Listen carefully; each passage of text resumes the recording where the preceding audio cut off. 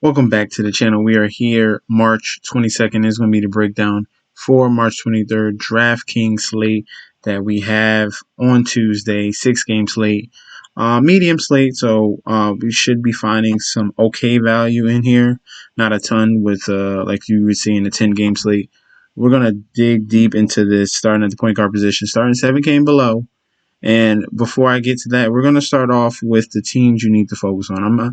If it's like serious injuries, like throughout a whole entire squad, then I'm gonna give you these little updates on these certain teams and some guys you should focus on. So, first team is going to be the LA Lakers. Obviously, we already know no LeBron James, no Anthony Davis. So 7K below is the rule, and all these guys are still here for you. Montrezl Harrell at 6,800, 34 minutes, got you there with 39 DK.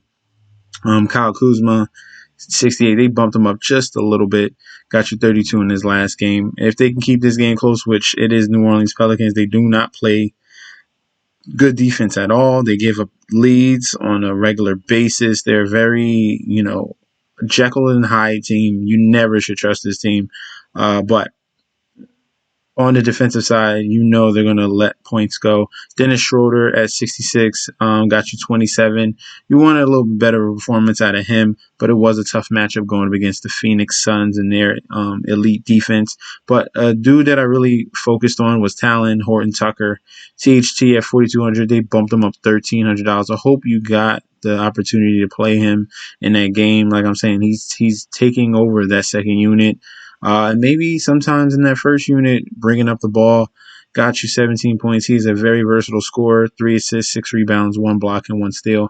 I really, really like him out of the entire bunch at 5,500, just in case if they get blown out, he's going to get those minutes.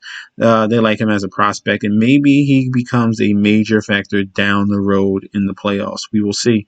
Next team we should focus on is going to be the Brooklyn Nets. Obviously, no Kevin Durant. Kyrie Irving is going to be out. He's going to miss this whole 3-game road trip. And then we have another questionable in James Harden. If he is out, then you can really focus on some of these Nets. Not DeAndre Jordan, but definitely Joe Harris, Jeff Green, Bruce Brown, and Tyler Johnson. We're going to focus on these two. Timothy Luwawu-Cabarrot, you could as well, but he's been more injured as of late, and he's just getting back to the rotation. So I don't know if they're going to bump him up in minutes. But Bruce Brown is not a 3 and D guy. He's mainly a D guy, gets a lot of floaters and chippy shots at the rim. So Bruce Brown, I like him at 4,200. That's if, like I'm saying, Kyrie is out and Harden is out, then you can really get ugly and take all this cheap Nets value right here. Joe Harris is going to be the main cog. Deadly 3-point shooter. 5,400 would be too cheap for him if he's getting the bulk of the minutes and shots. Jeff Green would be a lower end star who really puts up a nice amount of 3-pointers. Don't really factor in Blake Griffin. He's just getting back to the Brooklyn Nets, and he's going to be limited anyway. So Jeff Green would get those majority of minutes at power forward and sometimes at center, split in between him, DeAndre Jordan, and Nicholas Claxton. Tyler Johnson is going to be the backup point guard in this situation. He's had some nice blow spots when he got the opportunity to get some minutes. 31 minutes against the Pacers, 24 DK for 3K value is a smash spot.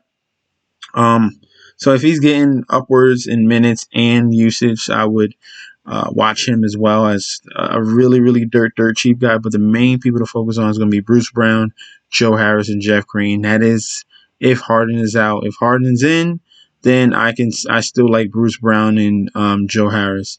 If he's out, then you can really look at Tyler Johnson getting a boost in minutes as well at 3,100. Let's find some other guys for you. 7K and below. We're going to go to the Golden State Warriors. Jordan Poole, I gave you him in the previous video, 5,600. That is too cheap. And I proved it to you. 34 DK against Memphis, 34 DK against Houston. So you got him. If you listen to me, you got him with this nice game. 26 points, 5 assists, 4 rebounds. 42 DK really showed up and showed out against the Memphis Grizzlies at 5,600. That is a nice play, a lock with Stephen Curry still being out for the team. Obviously, you like Andrew Wiggins. He didn't go off last game like he did the previous game, but he's still at a decent value. And then another guy we can look at from the New York Knicks is going to be Emmanuel Quickly. He should be back, and he is probable for Tuesday game against the Wizards. There's going to be no Derrick Rose. He's still coming back from COVID. He's going to be with the team, but on the bench. He's not going to be ready yet. They don't have a clear date when he's going to finally get back on the court. So this means Emmanuel Quickly, the rookie, getting what he's supposed to get, and he's very, very explosive. Hopefully the ankle doesn't hamper him. He needs to be knocking down these shots and scoring at a high clip. So there's going to be three main guys in that offense. I don't really care about RJ Barrett anymore. He's not a factor.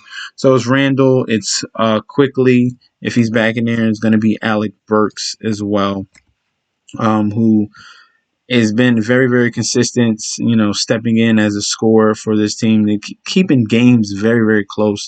A 5-point loss against the Nets, a 3-point loss against Philly, one against Orlando, and then a 1-point loss against Philly. This is a very scrappy Knicks team. Alec Burks is that offensive guy that's been really knocking down some shots. Got you a double-double against Orlando with 41 DK. Came back, another repeat performance, 42 DK. Did even better. Stayed at the same price now. I like him here in this same game with going against Washington, who is the very wishy-washy defense. Russell Westbrook and Beal just run at a ridiculous pace, so they're going to have to put up some points against the Knicks. The Knicks have a great defense, so they might dictate pace, but you're still going to need a scorer, especially the likes of Alec Burks, who can knock down the three-point shot from a deep, deep range. Instead of Reggie Bullock, it's going to be Alec Burks. All right, so I like him at 5,800. Let me give you one more last play, and that's going to be Deandre Ayton. We hopped on that train just at the right time. We saw the fact that he's going to go up against the LA Lakers. They're missing a ton of bigs, and he was able to exploit that.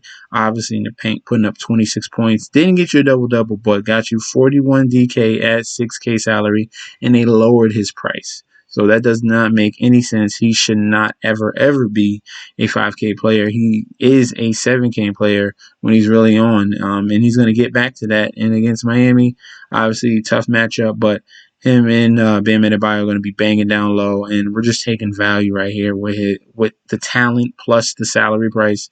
It's just a huge, huge discrepancy. So we're going to go with DeAndre Ayton at 5.9. And if you're looking for Fanduel, let's compare some of these prices. Where can we get some more value? Ayton is a very expensive price at $6,500. They boosted him up $600 on this site. Burks, you can get $200 cheaper at $5,600 compared to $5,800 on Draftkings. THT is way priced up. They see the value in him and how he's taking over the second unit, and they might be in some blowout predicaments, and they're going to need THT to run that second unit. So $6K, you'll be paying up for him. Quickly is going to be way cheaper at 4.7 right here. I like him as a play if he is starting. Just watch the news on that. Jordan Poole is going to be more expensive because he's taking all the reps at point guard for the Golden State Warriors. I like him there as well. Despite the fact that the price is a little bit higher, you're going to need that type of talent. For the Nets, cheap guys, you're going to be looking at Jeff Green, who's more expensive on FanDuel at $4,600. He's right there. Joe Harris is going to be cheaper, so that's good. So benefit to Joe Harris on FanDuel compared to $5,400. He's $4,700 on FanDuel. I like his price right there. Tyler Johnson is priced up to $3,900 on FanDuel. And then last but not least, it's going to be Bruce Brown. Very defensive-minded player, but can get you there. He's had some up moments in this year so far, but at 4K, you're getting $200 savings. I like him there as well. Let me know how you feel about the core for tomorrow's slate. Please watch for the rotoworld.com/NBA for updated news. Things that could be happening. Harden news could drop. You really got to watch and adjust your play after that. If you have any questions, comment in that comment sections. I reply really fast. Don't forget to like, comment, subscribe to the channel. Don't forget to go to Instagram and Twitter and follow me at MessageSD. I'll be back tomorrow with another video. Thank you guys and peace out.